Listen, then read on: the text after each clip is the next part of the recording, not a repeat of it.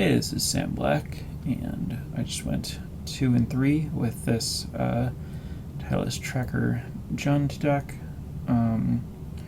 Didn't get to try out my sweet Boom Bust sideboard. I didn't play against any big mana decks. I think so. I went 2 and 3. My losses were to Mill, Hexproof, and something else that's escaping me at the moment. Beat Death Shadow and another thing. My memory's really bad. My impressions, which I do remember, were that compared to blue, while black gives me better removal, discard is kind of quite a bit worse than counter magic when you're... Oh, I lost Escape Shift. And that was where I really experienced discard being quite a bit worse than counter spells when you're trying to play a long game. Just like, while against Merfolk, which was the other deck that I beat, now it's all coming back to me, against Merfolk I noted that Tireless Tracker actually played reasonably well with the discard, because the discard would trade off early and set up a spot where the Tireless Tracker could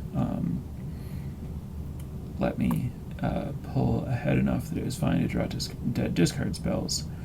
The dynamic that I'm really seeing there is, if my opponent is the faster deck and their cards are relatively low impact, then discard and cheap removal can buy time to get me to the point where I can play Tireless Tracker and take over with Tireless Tracker, because my removal spells will match up well against the cards they draw, and the extra draw steps will be sufficient to win the game. However, if I'm playing against an opponent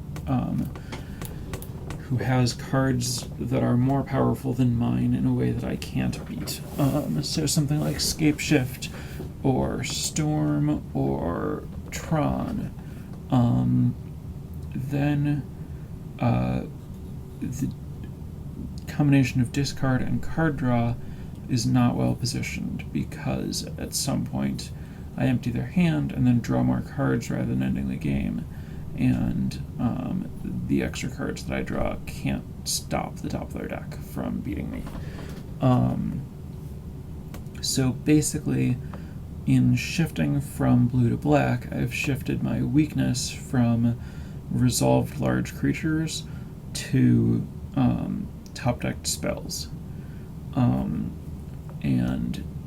Traditional Jund deals with this by putting more effort on ending the game quickly, and also it just has a weakness there, and plans for that somewhat with cards like Slaughter Games out of the sideboard, or other bullets to stop the decks that have really powerful end games from being able to just stop deck their way into killing them at the end. So basically,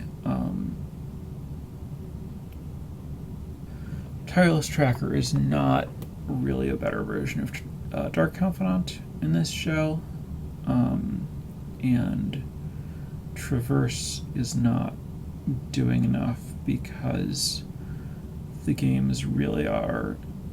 The nature of discard and creatures without counter magic is that you kind of have to be playing a small, fast game, and so you'd rather have cards that are just immediately impactful in like the first 5 turns or faster while you're trying to get a big advantage, rather than things that grind out longer, because it's just not possible to have interactive spells in these colors that are positioned well enough to win a late game against whatever you happen to be playing against. So ultimately, I think that this is not a good place to be, but seeing why and the reasons for that, I think, is a valuable lesson, especially for those of you who may have been interested in the Temur deck that I played before and trying to just like adjust some things to solve the issues that it had, it's important to watch out for walking into other weaknesses the way that I've done here. So that's it for this. And I will probably not be playing this deck this weekend.